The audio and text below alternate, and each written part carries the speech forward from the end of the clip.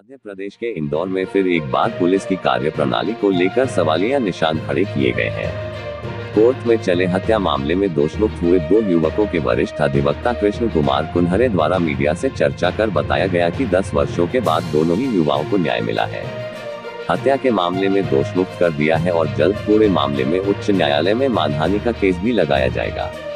दरअसल 10 वर्ष पहले 2013 में भंवरकुआं थाना क्षेत्र में एक महिला की निर्मम हत्याकांड की घटना को अंजाम देकर बदमाशों द्वारा सोने चांदी के जेवरात लूट की वारदात को अंजाम दिया गया था, जिसके बाद पुलिस ने पूरे मामले में 2 युवकों जिनके नाम यशपाल और राहुल पाटीदार हैं, उन्हें गिरफ्तार कर प्रेस कॉन्फ्रेंस करते हुए क्राइम ब्रांच द्वारा बताया गया था कि सिक्का उछालने के बाद बदमाशों ने हत्या की घटना को अंजाम देकर लूटपाट की थी।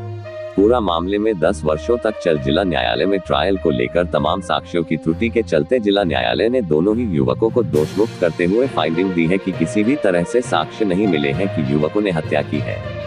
तो वहीं पुलिस द्वारा जो कॉल डिटेल प्रस्तुत की गई थी वह भी जबलपुर की निकली है,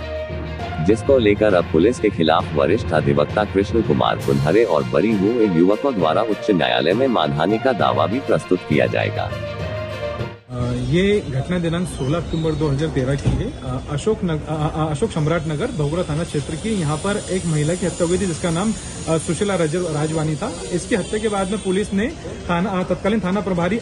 टीआई और विवेचक मौजूद जो इन्वेस्टिगेशन ऑफिसर थे टीआई साहब जिनका नाम था अशोक तिवारी, इन्होंने 2 आरोपीगण पास में रहने वाले जिसका नाम एक का नाम आरोपी का नाम यशपाल सिंह राठौर, दूसरे नाम राहुल पाटीदार, इन लोगों को इनकी कॉल डिटेल IMEI के नंबर के आधार पर अरेस्ट करा था और इनसे कन्फेशन लेकर इन कन्फेशन के आधार पर पुलिस ने हत्या जिस उद्देश्य के लिए की गई थी, जिस लूट के लिए की गई थी, उस लूट के माल को, चाबी के गुच्छों को, ऑर्नामेंट्स को इनके घर से जब्त करा था और घर से जब्त करने के उपरांत पुलिस ने इसमें आरोपी को गिरफ्तार कर कोर्ट में पेश करा था,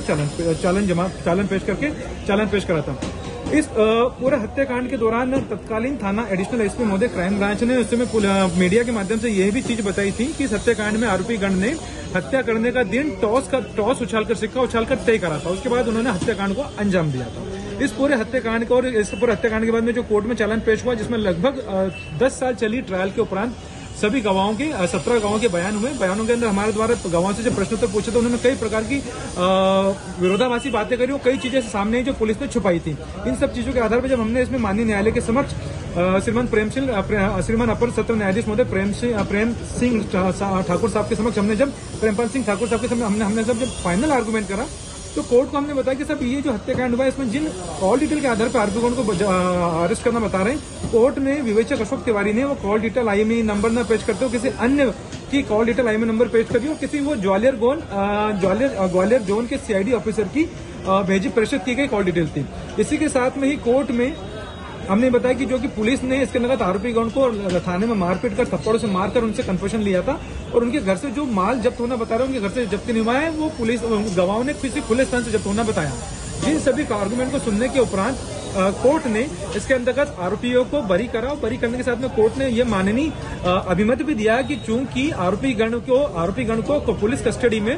मारपीट करके थप्पड़ मार के प्रताड़ित करके दबाव बनाकर कन्फेशन लिया गया और ऐसे कन्फेशन के आधार पर जो जब्ती होती है वो विश्वसनीय न होकर ऐसी जब्ती विश्वसनीय प्रकट नहीं होती है। साथ में कोर्ट ने यह भी माना है कि यह स्वाभाविक नहीं है कि कोई व्यक्ति अगर लूट करता है तो चाबी का गुच्छा लूट करने के बाद अपने साथ में ले जाए, जबकि पुलिस ने अपनी कहानी में स्टोरी में यह बताया था कि जो चाबी का गुच्छा है वो आरोपीगण के घर से जब्त मिला था और जो आरोपीगण से जो खून लगे वो